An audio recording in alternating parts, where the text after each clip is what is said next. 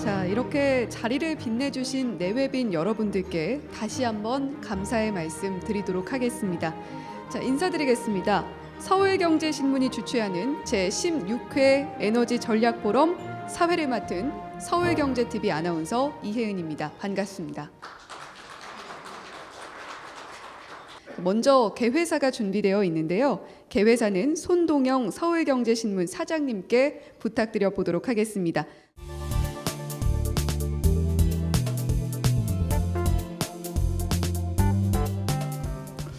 존경하는 기빈 여러분, 지금 전 세계는 눈앞에 닥친 에너지 위기와 사투를 벌이고 있습니다. 잘 아시겠지만 러시아와 우크라이나 전쟁이 한 10개월째 이어지고 있고요.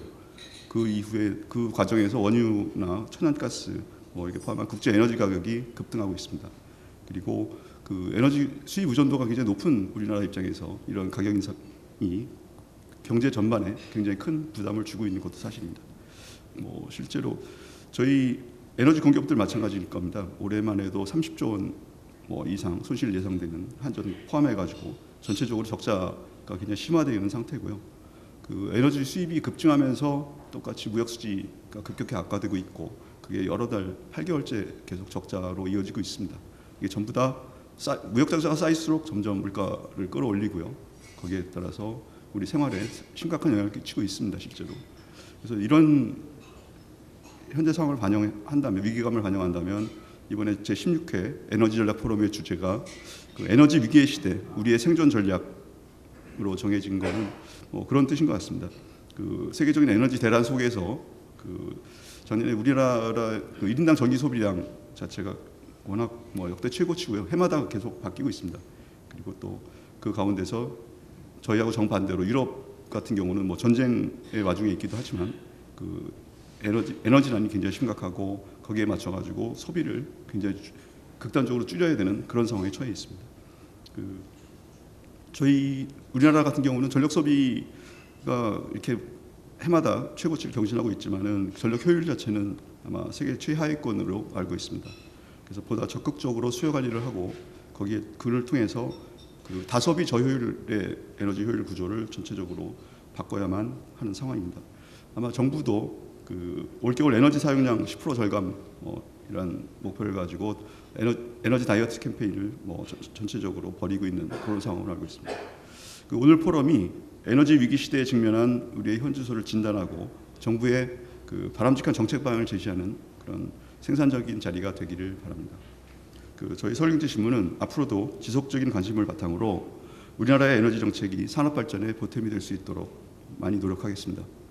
다시 한번 오늘 이른 아침부터 오늘 행사에 참석해 주신 모든 분들께 감사의 말씀드립니다. 고맙습니다.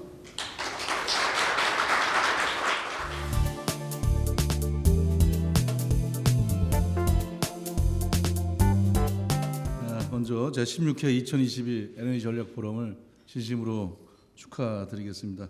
저는 국회 산업통상자원 중소벤처기업위원회 위원장입니다. 2021년 후반기부터 시작된 세계 에너지 시장의 불안정과 이에 따른 가격 상승 그리고 러시아 우크라이나 전쟁 장기화로 전 세계가 에너지 새로운 위기 상황에 직면해 있습니다. 앞에도 잠깐 말씀이 있었습니다만은 우리나라가 에너지 소비 세계 10위고 이런 에너지 다소비 국가로서 가장 소비량이 큰 산업 부문은 물론 가정, 건물, 수송 등 전 부문에서 에너지 소비가 꾸준히 증가하고 있습니다. 하지만 주요 에너지 보유국들의 자국 중심주의 정책에 따라 에너지 수입 의존도가 90%를 넘는 우리나라 역시 에너지 자원 전반에 공급망의 적신호가 켜졌습니다. 그래서 최근에 에너지 안보 문제에 대한 여러 가지 논의가 이루어지고 있습니다. 에너지 정책은 국민 경제와 산업 활동에 직접적인 영향을 미치는 경제 정책이고 국제 에너지 시장의 불확실성의 증대로 인해서 국가 경제 안보에 직격탄을 줄 수 있는 중시해야 대한 문제입니다. 또 민생 안정을 위해서도 에너지와 자원, 무기화에 대응하기 위한 국가 차원의 심도 있는 에너지 안보 정책 마련이 시급한 시기입니다. 저희 소관상임인 국회 산자중기위원회에서도 이 문제에 대해 중요성이 날로 높아지고 있습니다. 최근에 국정감사를 마쳤는데 여러 가지 문제 현안들이 많은 전 분야에서 제기가 됐습니다만은 우리 에너지의 새로운 정책 수립, 에너지 안보에 대한 문제, 균형 있는 세부적인 실행 정책에 대한 문제들도 심도 있게 논의가 되고 있습니다. 또한 유럽의회에서도 많이 저희 쪽을 찾아옵니다. 유럽의회 산업연구 에너지위원회 대표단도 저희가 간담회를 한 바가 있고, 또한 덴마크 에너지청이라든지 주요 국가의 에너지 관련 정책 협의를 통해서 이 관련한 여러 가지 근본적 대책과 실효성 있는 정책 마련을 위원들과 함께 노력하고 있습니다.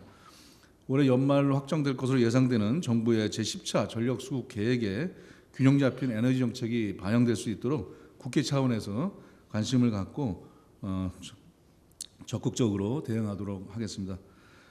앞으로도 우리나라가 지금의 에너지 위기를 잘 극복하고 효율적인 에너지 전환 정책으로 에너지 자립을 이끌어 나갈 수 있도록 필요한 지원을 위원회 차원에서 최선을 다해서 함께하겠습니다. 오늘 훌륭하신 전문가들께서 많은 열정을 가지시고 좋은 정책에 대해서 전략을 논의하시는 자리인 만큼 말씀 주신 것들을 잘 정리해서 우리 산자중기위원회 에너지 정책과 입법에 적극적으로 반영하도록 하겠습니다. 오늘 포럼 진심으로 축하드립니다. 감사합니다.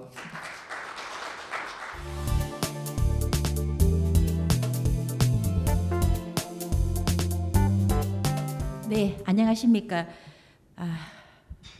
산업통상자원중소벤처기업위원회 간사 국민의힘 한무경입니다. 제16차 에너지 전략포럼 개최를 진심으로 축하드립니다. 그리고 오늘 주제가 에너지 위기의 시대 우리의 생존 전략인데요. 그만큼 이제 에너지가 우리 삶에 있어서 굉장히 중요하다는 이야기로 느껴집니다. 그리고 오늘 토론회를 주최 주신 손동영 서울경제신문 대표이사님과 그리고 행사를 주관해 주신 한국에너지공단 관계자 여러분께도 감사의 말씀을 드립니다. 그리고 오늘 또 윤관석 우리 산업통상중소벤처기업위원회 위원장님도 함께 해주셨고요.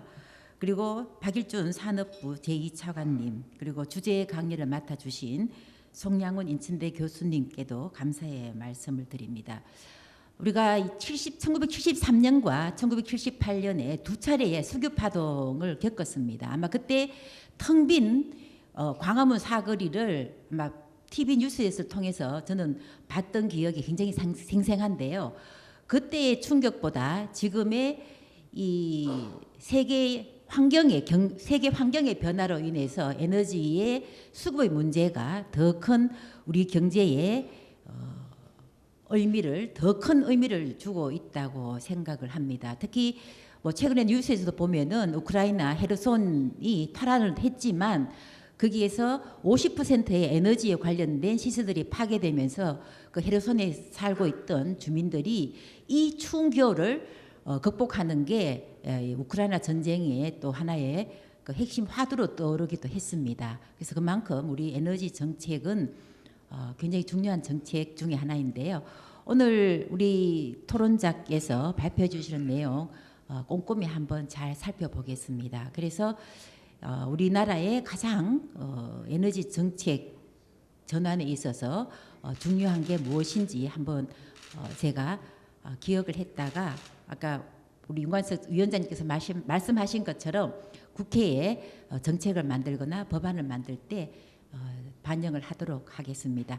예, 오늘 참석하신 모든 분들 하루 건강하게 잘 보내시기 바랍니다. 감사합니다.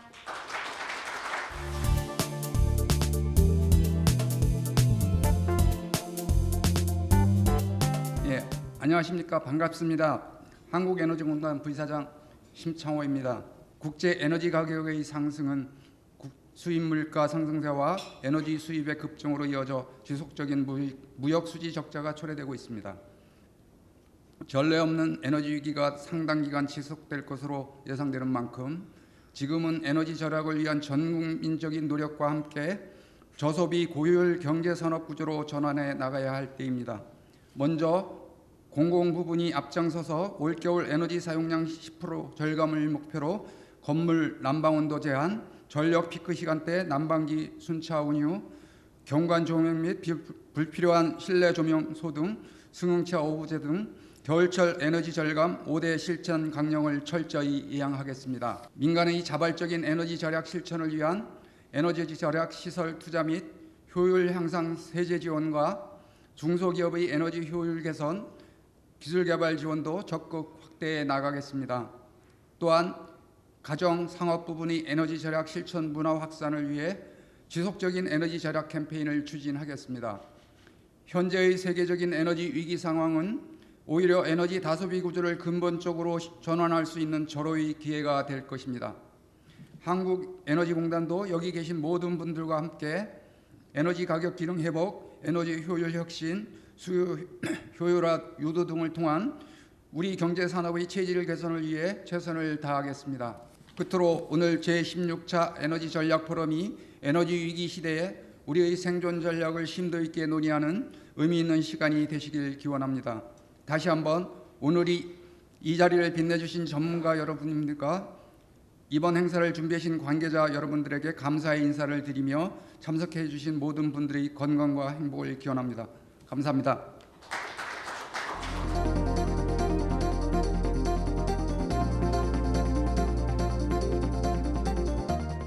예, 산업통상자원부 차관입니다. 에너지를 담당하고 있습니다. 박일준입니다.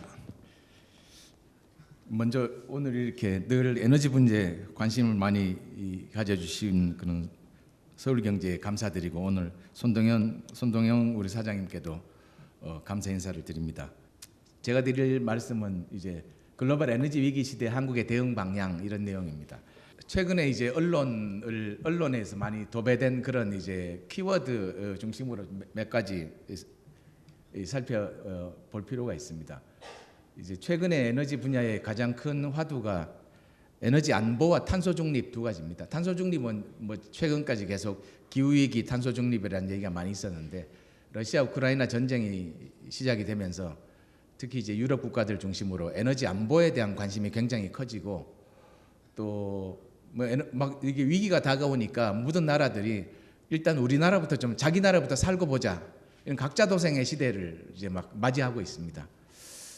주로 이제 유럽 국가들이 직격탄을 맞고 하다 보니까 전기요금 또 난방비에 대한 그 이슈들 또 마크롱 대통령이 이제 터틀넥을 입고 여러 가지 온도를 제한하겠다 에펠탑에 조명을 끄겠다 이런 얘기들이 주로 있고 처음에는 에너지 전기요금 이런 이슈들이 시작이 되다가 그 다음에는 이제 이게 산업으로도 막 전이가 됩니다. 전기요금이 올라가고 에너지 가격이 올라가니까 비용도 너무 많이 올라가고 그러다 보니까 이제 그 이태리의 패션 산업들 또 유럽 독일 그 기업들이 외국으로 이렇게 해외로 공장을 옮기는 이게 일자리에도 또 관련이 되는 이런 식으로 에너지 가격으로부터 시작되는 분야들이 이제 산업으로 금융으로 다 이제 전이가 되고 있습니다.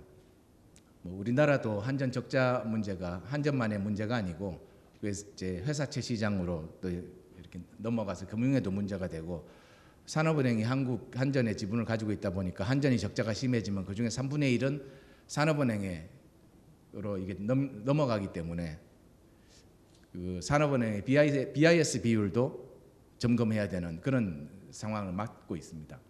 제가 자료로 말씀을 드린 거지만 에너지 가격이 올라가고 또 그게 요즘 이제 금리 또 성장 이런 부분에 다 영향을 미치고 특히 우리나라는 무역을 가지고 보통 이제 성장한 나라다, 먹고 사는 나라다 이렇게 보통 얘기를 하는데 무역 수지 적자가 IMF 때 금융 외환위기 이후에 최초로 연속적으로 몇 개월 적자다 이런 얘기는 아마 뉴스를 통해서 많이 보셨을 겁니다. 에너지 수입 규모가 워낙 많이 올라가니까 이제 무역 수지도 당연히 적자로 또 그런 것들이 소비자 물가로 환율로 이제 넘어가고 있습니다.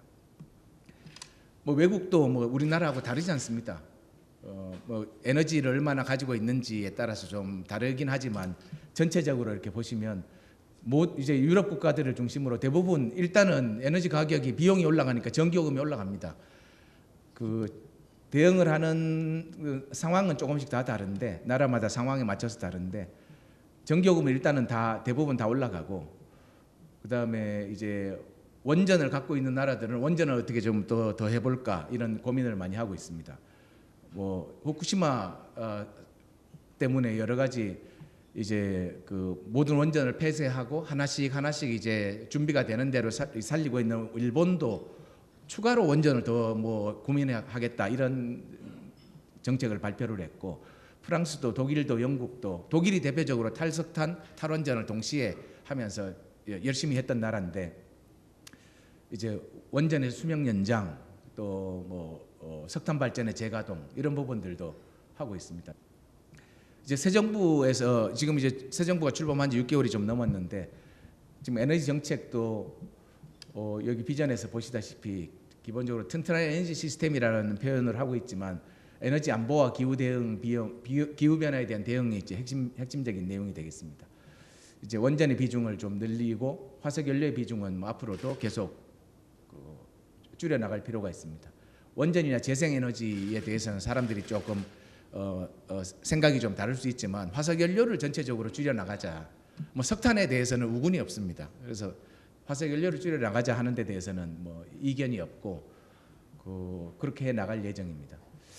그래서 에너지 믹스 또 뭐 이런 부분에 대해서 신경을 좀 더 쓰고 있고요. 그다음에 에너지 안보 또 그러다 보니까 셋째 이제 에너지 수요 효율화 이렇게 돼 있는데 뭐 아주 여러 가지가 의미가 담겨져 있지만 쉽게 얘기하면 에너지 절약할 수 있는 방법을 또 일반 가정이나 소비자들도 또 산업계에서도 할 수 있는 방법을 좀 찾아보자 하는 건데 가장 중요한 것이 에너지 절약에 가장 중요한 것이 가격 시그널이라고 보고 에너지 가격이 좀 올라야 된다 하는 생각을 가지고 있습니다. 그다음에 이제 에너지 관련해서도 새로운 성장 동력이나 수출 산업으로 이끄는 문제 또 그리고 에너지가 이 문제가 되면 이제 가장 1차적으로 타격을 받으시는 분들이 어려운 상황에 계신 분들입니다. 그러다 보니까 정부에서도 에너지 바우처 뭐 이런 거를 국회 도움을 받아서 예산도 계속 늘려나가고 있고 또 전기요금, 가스요금은 불가피하게 인상이 불가피하지만 그 과정에서도 약간의 어떤 그 할인이나 이런 제도를 통해서 에너지 복지에 대한 관심도 계속 기울여 나가고 있습니다. 뭐 위기 대응 방안은 뭐 한 가지로 설명할 수 없고 다양하게 있고 또 단기적인 대응 방안, 중장기적인 대응 방안도 있지만 일단은 단기적인 노력에 있어서는 사실은 그 에너지는 공급에 문제가 있으면 안 되기 때문에 일단은 단기적으로 수급에 문제가 생기지 않도록 관리를 하고 있습니다. 그래서 가스, 석유, 석탄 이런 부분에 있어서도 비축량을 어느 정도 올 겨울에 부족하지 않도록 그런데 뭐 필요한 양을 한꺼번에 다 이렇게 사서 보관하고 있을 수가 없기 때문에 이렇게 관리를 계속 이렇게 신경을 써가면서 관리를 하고 있습니다. 그다음 두 번째는 뭐 이렇게 공급하는 것도 중요하지만 아끼는 것이 굉장히 중요하다고 생각을 합니다. 또 꼭 필요하다고 생각합니다. 그래서 이제 발전원을 조정하는 이런 부분들도 있고 또 연료 대체 이래서 도시가스에 LPG를 혼소를 하고 있고 이런 부분들도 노력을 하고 있습니다. 또 에너지 효율 개선 그래서 범국민 에너지 캠페인 또 에너지 다소비 기업에 대한 효율 또 뭐 이런 소비자들이 참여하는 에너지 캐시백 이런 제도들도 운영을 하고 있는데 뭐 이런 수요 관리에 관련된 부분들은 무슨 제도를 만든다 그래서 바로 효과가 나타나는 것이 아니고 이게 이제 어떻게 보면 제도를 계속 지속적으로 운영하면서 이게 습관으로 문화로 사람 생각이 바뀌어야 되는 게 가장 중요하기 때문에 꾸준히 해나갈 필요가 있다 이렇게 생각을 합니다. 그런 민간에서 에너지 절약할 때 그냥 절약만 해라 아끼자고만 할 수는 없기 때문에 에너지 절약 시설에 대한 투자를 기업이 할 때 세제 지원을 한다든지 여러 가지 효율 향상 관련된 기술 개발을 한다든지 뭐 고효율 제품에 대한 어떤 뭐 인증이나 인센티브를 준다든지 이런 노력들을 하고 있고요. 또 에너지 진단 특히 이제 중소기업들, 뿌리 기업들 같은 경우에 전기를 많이 쓰는데 전기요금이 올라가면 부담이 되기 때문에 그런 분들한테는 요금을 할인해 주는 것도 중요한데 또 지금까지도 그렇게 해왔고 앞으로도 어느 정도는 유지를 하겠지만 할인해 주는 건 못지않게 에너지를 좀 전기를 적게 쓰는 방법을 이제 가르쳐 드리는 게 중요하다. 그래서 전문가들하고 매칭을 해서 전문가들이 좀 이 전체적으로 제조 공정에서 줄일 수 있는 방법, 기기 뭐 이런 데 대한 그 컨설팅을 해주는 이런 부분에도 관심을 가지고 있습니다. 또 하나가 이제 그 에너지 요금 관련된 그런 부분입니다. 이게 비용 부담도 또 무시할 수 없기 때문에 그런 부분, 에너지 요금을 단계적으로 정상화하는 그런 노력들이 반드시 필요하다고 생각합니다. 지금도 이제 에너지 가격이 워낙 많이 오르니까 일반 소비자들 또 그 기업에 계신 분들도 전기요금이 많이 올라서 부담이 많이 된다는 얘기는 많이 듣고 있습니다. 특히 농촌에 계신 분들은 농사용 요금이 많이 올라가서 그런데 원가를 감안하면 사실은 뭐 그렇게 지금은 이제 유럽 같이 민간에서 민간 전력사가 있으면 비용을 감당하지 못하기 때문에 요금을 올려주지 않으면 회사가 파산을 하게 됩니다. 그러니까 결국은 정부도 요금을 올려주거나 아니면 그 요금 중에 일부를 세금으로 메꾸거나 할 수밖에 없는데, 어떻게 보면 우리나라는 이제 한전이라는 공기업이 이제 그 전기를 주로 담당을 하고 있다 보니까 한전이 적자를 보면서 그거를 이제 끌어안고 있는 거죠 지금. 그리고 그거를 한꺼번에 해결을 할 수가 없으니까 좀 점진적으로 해결할 수 있는 방안을 좀 소프트 랜딩하는 식으로 그런 고민을 하고 있는 겁니다. 또 뭐 단기적인 것뿐만 아니라 사실은 중장기적인 이슈들도 굉장히 많이 있습니다. 이제 단기적인 대응도 뭐 예를 들면 이제 화물연대 파업, 이제 오늘 뭐 언론이나 이런 데도 많이 나고 이랬는데, 또 화물연대 파업을 하면은 저희가 이제 분야마다 각 부처가 자기 담당하고 있는 분야에 화물연대 파업 때문에 영향을 어떤 부분이 받을 건지, 대응을 어떻게 할 건지 이렇게 대응을 하고 있는, 준비도 하고 있고 챙기고 있는데, 에너지 분야는 이렇게 보니까 화물연대 파업하면 당장 영향을 받는 게 주유소, 이제 왜냐하면 거기 이제 정유사에서 주유소로 그 차로 실어 날라야 되는데 화물연대 파업 때문에 영향을 받습니다. 또 수소 충전, 수소 튜브 트레일러가 다녀야 되는데 그런 이제 이런 데 영향을 받기 때문에 저희도 나름대로 대응도 하고 있지만, 아무래도 이제 이런 단기적인 대응은 단기적인 대응이고, 또 중장기적으로 제도를 잘 설계해서 미리 투자가 이루어지게 하고 하는 것들도 굉장히 중요하다고 생각합니다. 이제 전력 시장 부분에 대한 고민이 아무래도 좀 많이 있는데, 다들 아시다시피 전력산업 구조 개편이 2002년도 이렇게 되니까 벌써 20년도 넘은 기간 동안에 이제 당초에 생각했던 방향에서 더 앞으로도 가지 않고 뒤로도 가지 않고 멈춰 있는 그런 상황이라, 계속 그러면서 한 20년 동안 여러 가지 각종 제도를 이런 보완하는 제도도 만들고 해서 또 이제 뭔가 한번 언젠가 손으로 봐야 되는 시기가 온 거 아니냐 하는 그런 지적들도 많이 있습니다. 그래서 전체적으로 이렇게 손을 한꺼번에 지금 보기는 이게 쉽지 않은 이슈라서 전체 그 정부에서도 고민이 많이 있긴 한데, 어쨌든 전력 시장을 좀 다원화해서 지금하고 조금 제도를 조금 더 보완할 필요가 있다. 또 가격 입찰제 이런 부분들도 필요하다고 보고, PPA 이런 부분들은 이제 어떻게 보면 요즘 뭐 재생에너지에 대한 관심이 커지고, 또 뭐 기후 변화나 이런 데 대한 이슈가 커지면서 아리백에 대한 이제 그 기업들의 관심도 커지고 하기 때문에 그런 제도들도 꾸준하게 만들어 나가고 있습니다. 또 어떻게 보면 에너지 요금을 좀 제대로 정착시키는 게 필요하다고 보고, 또 이런 시장이나 요금에 관련된 문제 말고도 거버넌스에 관련된 얘기도 많이 듣습니다. 지금 이제 에너지 요금이나 이런 것들을 이제 에너지 공기업의 기본적인 이사회를 거쳐서 정부가 승인하는 형태로 돼 있다 보니까 뭔가 이게 제때 적시에 반영이 되거나 하는 부분이 좀 부족하고, 또 정무적인 고려 같은 게 너무 많이 되는 거 아니냐 하는 그런 지적들도 있기 때문에 에너지 관련된 그 거버넌스의 어떤 독립성, 전문성, 뭐 정기위원회 이런 데 대한 고민들이 많이 있고, 또 지금은 이제 그 전력망 운영도 굉장히 이제 중요합니다. 발전소를 짓기도 어렵지만 지은 발전소에서 만든 전기를 소비자들한테 또 그 산업계에 공급하는 전력망 운영하는 것들이, 설치하고 운영하는 것들이 더 어려운 그런 시기입니다. 그래서 망을 어떤 식으로 잘 운영할 건지 하는 데 대한 그런 고민들도 많이 있습니다. 그래서 전체적으로 이제 에너지 위기에 대한 대응 방안이 아무래도 현안 중심으로 좀 가면서, 또 중장기적인 대책은 어떻게 보면 늘 현안에 이제 치여서 제대로 가긴 가지만 일반 전문가들 말고 일반인들의 일반 소비자들의 관심에서는 좀 멀어져 있는 그런 상황들이 늘 뭐 있어 오는데, 이런 부분에 대해서도 뭐 관심을 좀 가지고 전문가들의 얘기를 계속 들을 필요가 있습니다.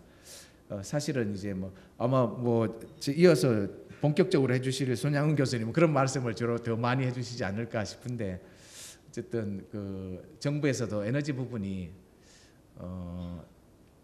단순히 에너지 부분에 그치지 않고 이게 산업 또 우리 경제 전반적으로 영향을 미치고 다시 통상 이슈까지도 다 되고 하기 때문에 그런 부분에 있어서 늘 현안도 현안이고 중장기적인 대책은 대책대로 관심을 가지고 챙겨 나가고 있습니다.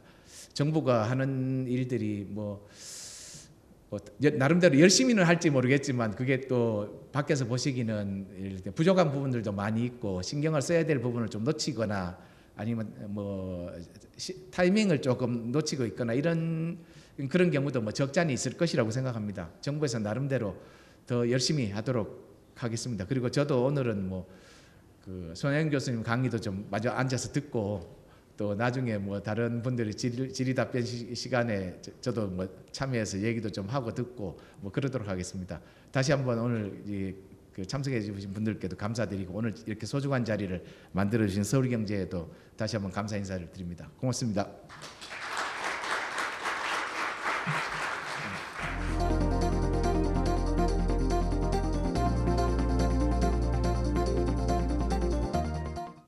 여러분 반갑습니다. 저는 인천대학교에서 경제학과를 교육하고 있는 손양훈이라고 합니다.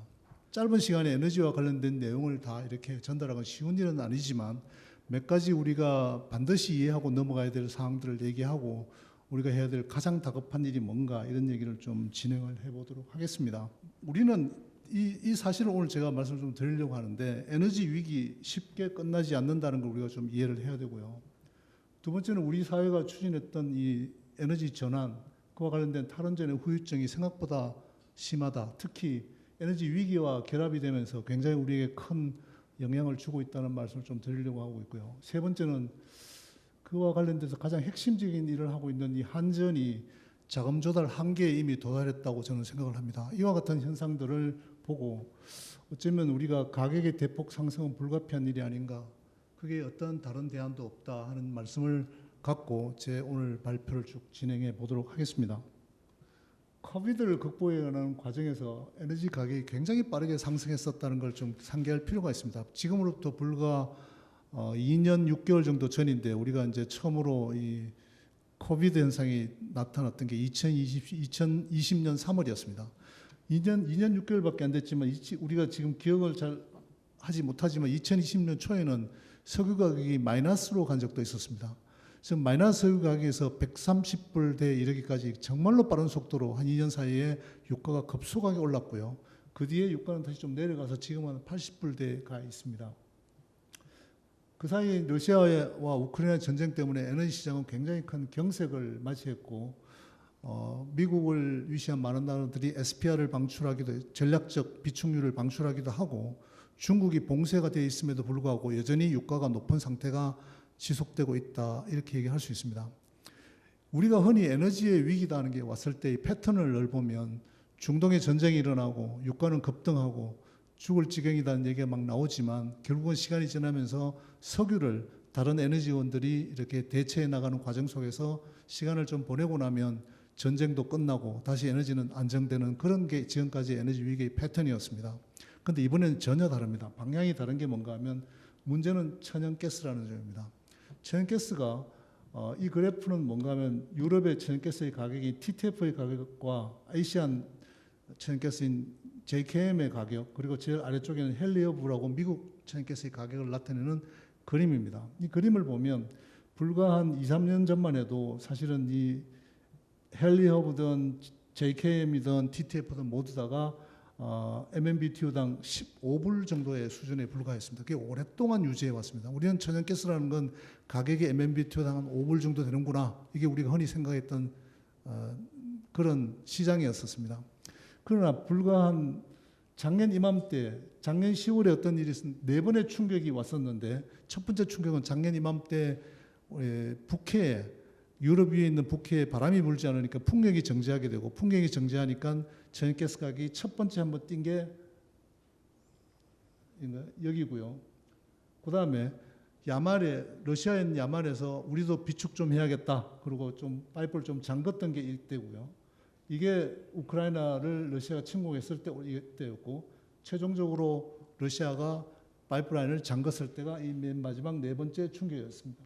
한 번, 두 번, 세 번, 네 번의 연속된 충격이 천연가스 시장에 올라오면서 우리가 아까 생각했던 MMBTU당 5불에서 10불 정도의 가격의 패턴이라고 생각했던 천연가스가 심한 경우에는 98불까지 올라갔다는 겁니다. 어마어마한 일이 벌어진 거죠. 즉 우리가 흔히 생각하는 에너지의 아주 중요한 소스 중에 하나인 천연가스 가격이 이렇게 변했을 때 세상은 어떤 일이 일어나는가 하는 걸 좀 주목해 볼 필요가 있습니다. 우선 첫 번째 우리가 이 네 번의 충격을 받으면서 유럽의 충격이 그대로 아시아에 전달된다는 겁니다. 유럽 시장과 아시아 시장은 굉장히 리모트되어 있는 것 같지만 유럽의 가격이 오르면 바로 아시아로 오던 배가 유럽으로 방향을 틀면서 아시안 가격도 그대로 따라 올라갔다 하는 게 이 그림이 우리에게 주는 메시지고요. 여전히 높은 수준이란 말은 지금 현재 TTF 가격은 한 36불, 7불을 호가하고 있는데 최고인 90 몇 불보다 내려왔지만 여전히 높은 가격이다. 즉 우리가 평상시에 생각했던 가격에 비해서는 역시 한 5배 높다는 겁니다. 굉장히 높은 가격이고 전문가들의 전망에 의하면 앞으로도 향후에도 계속 아마 유럽과 아시아의 천연가스 가격은 높은 수준을 유지할 거다 이렇게 생각할 수 있습니다. 즉 에너지 위기는 쉽게 끝나지 않는다는 게 이 그래프로도 보여지지만 도대체 왜 이렇게 되었느냐는 걸 우리가 좀 이해할 필요가 있습니다. 왜 이런 일이 세상에 일어났는가 하는 걸 좀 생각해 볼 필요가 있는데 우리가 흔히 러시아와 우크라이나 전쟁만 생각하지만 사실은 근원적으로는 언더 인베스트먼트 문제가 전 세계 에너지 시장에 있었다는 겁니다. 우리가 그동안 지나간 7, 8년 동안 ESG다, 탄소 중립이다, 혹은 어떤 기후변화와 관련된 대응이다, 화석 에너지에 대한 아주 혐오에 가까운 어떤 그런 얘기를 하는 동안에 전 세계는 2015년부터 이 그래프가 나타내는 바가 뭔가 하면 우리가 에너지와 관련된 투자가 전 세계적으로 얼마나 추이가 되어 있는가를 나타내는 그림인데 이 막대 그래프가 이렇게 보여지고 있고 이 빨간색 그래프가 유가입니다. 유가가 올라감에 따라서 인베스트먼트 투자가 많이 올라가다가 2015년부터 급감을 하게 됩니다. 말하자면 에너지 가격이 떨어지면서 시작한 것이죠. 그다음에 이어서 코비드가 진행되는 한 7, 8년 기간 동안에 우리는 이 높이 올라가던 에너지 인베스트먼트가 유지되었으면 아마 에너지 공급 능력이 전 세계적으로 유지되었을 겁니다. 그러나 그게 뚝 떨어지면서 말하자면 이 점선으로 표시되어 있는 이만한 원만큼의 공백이 발생한 것이고 그 공백이 사실은 지금 이제 우리 시장에 나타나고 있다 이렇게 얘기해도 과언은 아닙니다. 이 공백의 규모가 얼마 정도 되는가를 우리가 한번 대충 추산해 보면 최소한 전 세계적으로 한 2조 달러 정도의 있어야 될 그래야만 우리가 에너지 시장이 안정되었을 텐데 하는 어떤 그 규모가 뚝 떨어진 현상이 바로 오늘날의 이 에너지 위기의 근본이다 이렇게 얘기할 수 있습니다. 거기에는 아마 오일의 탐사와 생산, 원전, 설비, 석탄광, 천연가스 캐파시티, 말하자면 뭐 수송하는 배라든가 터미널이라든가 이 모든 설비들에 대한 전반적인 투자가 지난 한 7, 8년 동안 전 세계적으로 굉장히 낮았다는 겁니다. 그 낮았던 게 이제 나타난 게 작금의 에너지 시장의 가장 핵심적인 이유다 이렇게 생각할 수 있습니다. 비슷한 그래프입니다만 미국의 그 S&P 글로벌 1200 에너지 컴퍼니들의 투자도 역시 마찬가지입니다. 이때도 블루 라인으로 표시되어 있는 것처럼 2014년까지 계속 오르던 게 갑자기 뚝 떨어져서 이만한 공백이 발생을 했고 그럼에도 불구하고 에너지 수요는 이 갈색선으로 여전히 유지되고 있고 코비드 때문에 조금 떨어졌지만 여전히 이 추세가 죽지 않았다는 겁니다. 공급은 뚝 떨어졌는데 수요가 계속 유지되면 어떻게 될까요? 당연히 가격이 오르는 현상이 일어나게 되었고 그게 바로 오늘날 우리가 얘기하는 에너지 위기가 쉽게 끝나지 않는다는 것은 바로 이와 같은 현상들이 얼마나 지속될 거냐 혹은 그게 앞으로 우리에게 뭘 의미하는가를 좀 이해될 필요가 있다고 저는 생각을 합니다. 실제로 이 그림은 다급해진 유럽이 최근에 발표한 우리가 이렇게 에너지와 관련된 설비를 투자해서 미래 에너지 문제를 해결하겠다고 나서 있는 프로젝트를 보여주는 그림입니다. 근데 이걸 보면 대부분 다가 이제 터미널을 만들어서 우리도 러시안 파이프라인 대신에 LNG를 사겠다고 얘기를 하고 있고 그다음에 뭐 급한 경우에 FSRU라고 해서 배에 띄워서 가스를 도입하는 설비를 만들겠다는 게 전 세계적으로 특히 유럽을 중심으로 엄청난 계획이 발표되고는 합니다. 그럼 문제는 이게 시간이 걸린다는 겁니다. 이걸 다 하려면 최소한 4, 5년의 시간이 걸릴 것이고 그다음에 실제로는 이걸 다 했을 때 이 시장과 우리가 갖고 있는 아시안 마켓이 경합을 한다는 사실을 우리가 이해를 해야 됩니다. 따라서 이게 되는 동안에 에너지 시장의 안정이 오려면 이런 어떤 설비가 되어야 되고 에너지와 관련된 많은 인베스트먼트가 선행되어야 한 5, 6년 후에 우리는 그 결과를 볼 수가 있게 됩니다. 그러나 지금 우리는 지나간 시절에 그 언더 인베스트먼트 문제가 지금 현재 우리가 온몸으로 겪고 있는 그런 상태라는 걸 정확하게 이해를 해야 에너지 문제가 쉽게 끝나지 않는다는 말을 이해할 수 있게 됩니다. 순간적으로 아마 에너지 가격이 다시 낮아질 수도 있고 우크라이나 전쟁이 끝나게 되면 어느 정도 안정을 취할 수도 있습니다. 그러나 근본적인 물량의 부족은 전 세계 인구가 계속 늘어나고 경제가 진행되는 과정에서는 이 물량 부족의 문제는 어쩔 수 없는 것 아닌가 이렇게 생각을 합니다. 그게 우리가 얘기하고 있는 첫 번째 주제, 에너지 위기 쉽게 끝나지 않는다는 말의 이유입니다. 두 번째 주제로 한번 넘어가 보겠습니다. 심각한 탈원전의 후유증과 관련된 말씀을 좀 드리고 싶습니다. 실제로 지난 정부가 탈원전을 해서 원전을 문을 닫은 건 하나에 불과합니다. 월성 1호기에 불과하지만 사실은 그 과정에서 많은 일들이 일어났습니다. 말하자면 고리 1호기와 월성 1호기 문을 닫았고요. 그다음에 지어졌었어야 될 신한울 1호기, 2호기, 3, 4호기를 늦게 짓거나 아니면 아직 시작도 못하는 그런 단계에 가 있고요. 많은 석탄 발전소의 문을 닫았습니다. 그러다 보니까 우리가 7차 전력 수급 계획이라는 게 있습니다. 이게 2015년에 만들어진 건데 말하자면 문재인 정부 이전에 만들어졌던 7차 전력 수급 계획에 의하면 우리는 최소한 71.6기가와트 정도의 기저 설비를 갖게 되어 있습니다. 맞으면 그때 당시에 2015년에 계획을 짤 때에도 2022년이면 우리는 이 정도의 설비를 가지게 될 것이라고 계획을 다 만들어 놨기 때문에 71.6기가와트 정도의 원전 플러스 석탄의 설비가 있게 되어 있었습니다. 그러나 우리는 지난 5년을 겪으면서 많은 설비의 기저 설비를 줄이게 되었습니다. 아까 말씀드린 것처럼 원전을 문을 닫거나 혹은 새로 시작하는 걸 늦게 하거나 아니면 석탄을 문을 닫거나 이런 일들을 거듭하면서 실제로 현재 실적 설비가 2021년 규모에 보면 60.6기가와트의 기저 설비밖에 우리는 갖고 있지 못합니다. 말하자면 11기가와트 정도의 기저 설비가 줄었다 하는 겁니다. 지난 정부가 했던 이 전환 과정은 쉽게 요약하면 기저 설비인 원전과 석탄을 줄이고 피크 설비이거나 혹은 새로운 설비인 천연가스와 신재생을 늘리는 것이었습니다. 그러나 이와 같은 일들이 실제로 신재생은 생각보다 늘어나지 않고 우리가 기저 설비를 줄이게 됨에 따라서 기저 설비가 담당했어야 될 부분을 현재 우리는 온몸으로 천연가스로 돌릴 수밖에 없다 하는 겁니다. 그게 바로 지금 현재 우리가 얘기하는 당장 줄어든 원전은 별로 없는 것처럼 보이지만 사실은 그것 때문에 우리가 엄청난 돈을 천연가스 발전에 쓸 수밖에 없는 그런 구조를 가지게 되었다 이렇게 얘기를 할 수가 있습니다. 그게 저희가 생각하는 심각한 탈원전의 후유증이라고 생각합니다. 특히 심각한 탈원전의 후유증이 아주 운이 나쁘게도 천연가스 가격이 급등하는 에너지 위기의 시점과 딱 맞물려서 우리는 아주 심각하게 그 비용을 지불할 수밖에 없다 이렇게 생각을 합니다. 원전과 석탄과 같은 기저 설비가 줄어들었으나 신재생으로 수요를 충족하지 못하는 부분만큼 천연가스 발전이 막대하게 늘어나게 되었습니다. 왼쪽 그림에서 보시는 거는 우리가 에너지 원별로 수입 단가의 추이를 보여주고 있는데 석유뿐만 아니라 특히 천연가스 그리고 석탄도 가격이 엄청나게 올랐습니다. 이 오른 가격을 우리는 과거에 생각했던 기저 설비보다 훨씬 적은 부분의 기저 설비를 갖고 이제 응대를 하다 보니 오른쪽 그림에 있는 것처럼 전력 도매 가격이 엄청나게 뛰게 되었습니다. 말하자면 우리가 2021년 이전에 60불, 70불 하던 S&P 전력 도매 가격이 현재는 이 그림은 253불까지 되어 있는데 이 그림을 그리고 난 뒤에도 더 올라가서 지금 한 270불 정도에 가 있습니다. 죄송합니다. 270원 per kWh 정도에 가 있습니다. 순시적으로는 360원을 기록한 적도 있습니다. 이렇게 엄청난 가격을 전력 도매 가격을 지불하게 되면 한전은 말하자면 270원을 1kWh당 사서 얼마에 파는가 하면 126원에 팔아야 됩니다. 그것도 올 봄에 산업부가 아주 힘을 들여서 조금 전기요금을 올렸기 때문에 126원이 되는데 자 250원에 전기를 사서 126원에 파는 한전은 어떤 일이 벌어질까요? 엄청난 적자와 손실을 보게 됩니다. 그게 바로 우리가 지금 갖고 있는 큰 문제 중에 하나라고 저는 생각을 하게 합니다.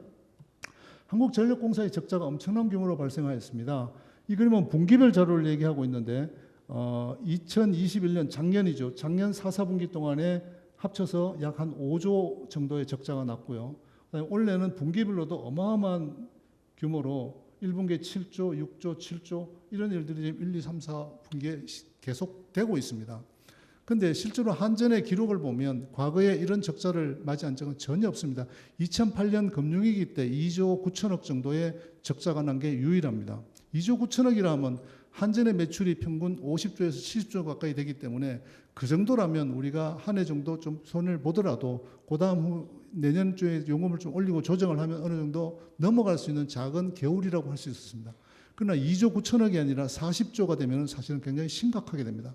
올해도 지금 현재 30조 이상이 늘어날 것으로 보이고 있고 어느 정도가 될지는 연말이 되어봐야 알겠지만 큰 결손이 현재 진행되고 있습니다. 이 이유는 국제 천연가스 가격이 급등을 했고 우리는 거기에 가장 불리한 전원 믹스 체제로 이걸 대응하고 있다는 겁니다. 우리는 철저하게 에너지 수입국인데 이걸 대비한 에너지 안보 시스템을 완전히 붕괴시켜 놨기 때문에 우리는 이것을 아주 힘들게 넘기고 있다. 이렇게 저는 생각을 합니다.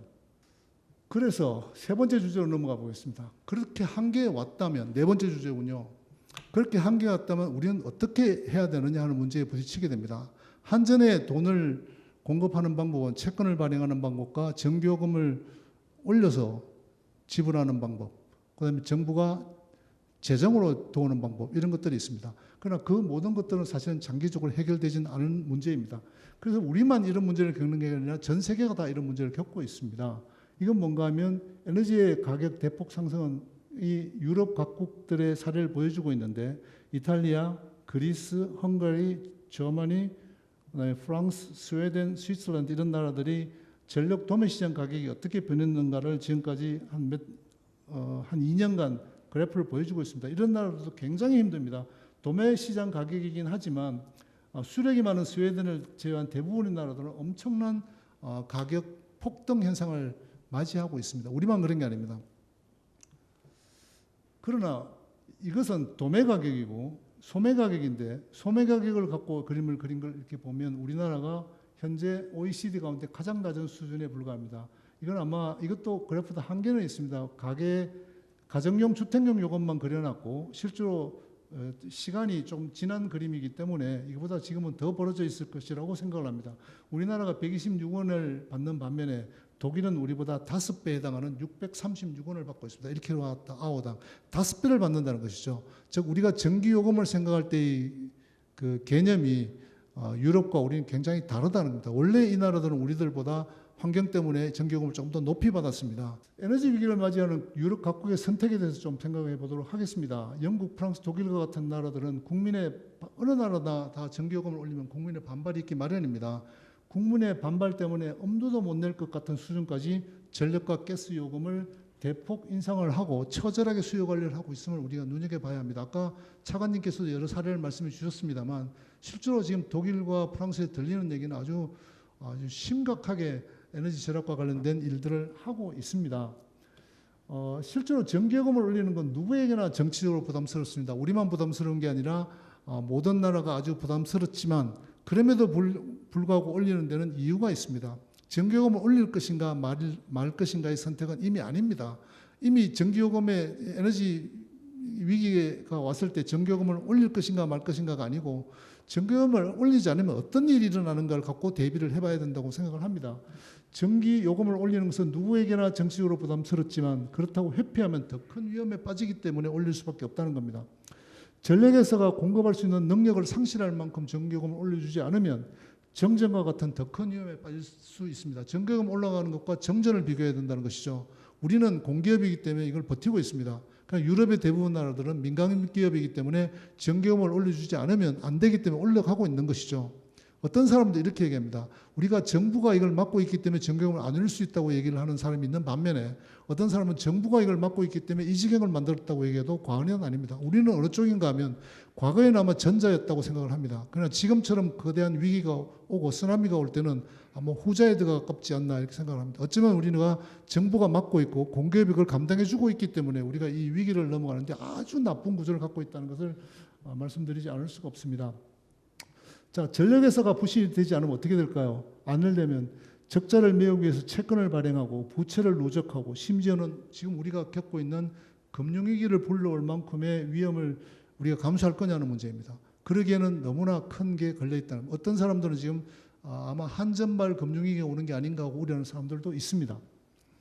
세 번째는 정부가 재정으로 그 간격을 메우게 되면 되지 않겠느냐 이렇게 생각을 하지만 정부 재정에도 늘 한계가 있고 정부 재정은 복지라든가 국방이라든가 안전이라든가 이런 거 써야 합니다. 그걸 줄여서 전기요금을 낭비하는데 전기를 낭비하는데 쓴다는 것은 말도 안 된다고 생각을 합니다. 따라서 우리가 할 수 있는 일들이 뭔가를 한번 생각해 볼 필요가 있습니다. 전기요금을 올릴 것인가 말 것인가가 아니고 전기요금을 올리지 않으면 도대체 어떤 일이 발생하는가를 갖고 기준으로 문제를 봐야 한다고 저는 생각을 합니다. 돌이켜보면 과거의 경험을 보면 에너지 위기가 왔을 때 어떻게 대응하느냐에 따라서 그 사회는 굉장히 많이 달라지게 됩니다. 에너지 위기가 오고 가격이 올라갔을 때 절약과 효율 개선에 투자를 하고 그에 애쓴 나라와 그렇지 않은 나라는 큰 차이가 납니다. 한 예로 1970년대에 에너지 위기가 왔을 때 유럽은 에너지 요금을 국민들에게 부과를 시켰고 미국은 굉장히 천천히 부과를 시켰습니다. 그런 다음에 한 10년 지나고 보니까 미국에는 여전히 8기통짜리 차량이 굴러다니는 반면에 유럽은 전부 다 소형차로 다 바뀌어진 것이죠. 맞으면 요금을 어떻게 했느냐에 따라서 에너지를 어떻게 쓰는가는 패턴, 문화 이런 게 다 바뀌는 겁니다. 즉 에너지는 가격이 오를 수도 있고 내릴 수도 있고 늘 웨이브를 합니다. 올랐을 때 우리가 어떻게 위기를 대응하느냐에 따라서 우리가 에너지를 어떻게 사용하는가 하는 방식이 달라진다는 걸 우리가 이해할 필요가 있고, 우리는 철저하게 에너지 수입국이고 에너지를 많이 쓴다는 것은 환경에 굉장히 위해를 가하는 일입니다. 즉 에너지를 적게 사는 문화와 그런 어떤 소위 패턴으로 가는 일이 이 위기 때 왔던 게 우리에게는 기회다 이렇게 얘기할 수도 있습니다. 이 위기를 기회로 만들 것인지 아니면 철저하게 엄청난 부채나 아니면 어떤 재정의 고갈로 가는 길로 갈 것인가는 선택의 문제라고 생각을 합니다. 위기를 낭비해서는 안 된다는 말이 있습니다. 따라서 제가 제목에서 말씀드린 절제와 고통의 시간이라는 이런 걸 감내하는 일들이 아닌가 이렇게 생각을 합니다. 좀 정리를 한번 해보겠습니다. 마지막 슬라이드입니다. 국제에너지 시장에서 천연가스 가격은 향후 수년 동안 최소한 4, 5년 동안 높은 수준을 유지할 수밖에 없다. 이렇게 얘기할 수밖에 없고요. 두 번째는 전원 믹스의 구조가 탈원전 등의 후유증으로 에너지 위기에 가장 취약한 구조가 되어 있고 이런 구조는 앞으로 4, 5년 동안 전혀 변함이 없습니다. 우리가 아무리 신정부가 들어서 원자력 발전소를 짓겠다고 나섰지만 이제 시작하는 신한울 3, 4호기는 앞으로도 10년 후가 돼야 전기를 생산할 것입니다. 말하자면 우리가 할 수 있는 일은 별로 없다. 에너지 믹스를 바꾸는 것도 굉장히 어렵다 하는 걸 우리가 얘기할 필요가 있고요. 전기요금을 매우 소극적으로 조정한 상태에서 한전의 적자는 대폭 늘어났고 유동성을 확보하기 위한 채권의 발행은 우리나라 채권 시장을 경색으로 몰고 갈 만큼 이미 한계에 노출해 있기 때문에 더 이상 금융시장에서 돈을 빌려서 한전의 부채를 늘려가면서 이 문제를 해결할 수 있는 상태는 지났다고 저는 생각을 합니다. 따라서 지금까지 우리가 시장을 등한시하고 정치권의 막무가내식 전기요금 인상 억제의 논리는 더 이상 받아들일 수가 없습니다. 말하자면 우리가 늘 정부적으로 판단을 하고 선거 때문에 표를 위해서 전기요금을 올리면 안 되고 농사는 농사용 전기요금은 이래서 안 되고 가로등은 이래서 안 되고 이런 어떤 산업용은 전기요금을 올리면 국제 경쟁력이 떨어지고 국민 시민들의 부담이 늘어나고 이런 문제들 때문에 전기요금을 올리지 말아야 된다는 정치권의 논리를 계속 받아들이기는 너무나 다급하다는 말씀을 드릴 수밖에 없습니다. 전기요금의 대폭적인 인상은 불가피합니다. 다른 대안은 없습니다. 어떻게 올리느냐의 문제로 결국은 귀속되는데 전기요금은 이미 우리가 방만하게 늘어난 에너지 소비를 줄이기에는 현재처럼 살금살금 조심조심 올려서는 어림도 없다고 생각을 합니다. 굉장히 충격요법이 필요합니다. 지금 현재 재무적 상태, 한전의 재무적 상태를 해결하려면 제 생각에는 최소한 50%를 올려야 된다고 생각을 합니다. 아마 일시에 50% 올리면 거대한 충격이 올 것이고 너무나 부담스러운 일이 되겠지만 최소한 우리가 자이언트 스텝을 요즘 유행하는 자이언트 스텝을 한 번, 두 번, 세 번씩 예고하고 올려서 적응해 나가는 길을 찾지 않으면 안 된다고 생각을 합니다. 그래서 그게 얼마든 그와 관련된 어떤 세부적인 기술은 실제로 이런 일을 담당하는 사람들이 만들어야 되겠지만 제 생각에는 사람들에게 느슨하게 아무런 그 위에 틀을 뽑듯이 살그머니 올릴 일이 아니고 충격을 줘서 소비를 떨어뜨리지 않으면 현재 이 위기를 건너가기는 굉장히 어렵다 이렇게 생각을 합니다. 따라서 제가 드린 제목 절제와 고통의 시간은 아마 이런 걸 의미하는 거 아닌가 이렇게 생각합니다. 제 강연은 이것으로 마치겠습니다. 고맙습니다. 네, 그럼 이것으로 제16회 에너지 전략 포럼을 마쳐보도록 하겠습니다. 이른 시간에도 불구하고 참석해 주신 내외빈 여러분들께 다시 한번 감사하다는 말씀 드리도록 하겠습니다. 더 알차고 유익한 강연으로 다음 17회차에 다시 뵙도록 하겠습니다. 감사합니다.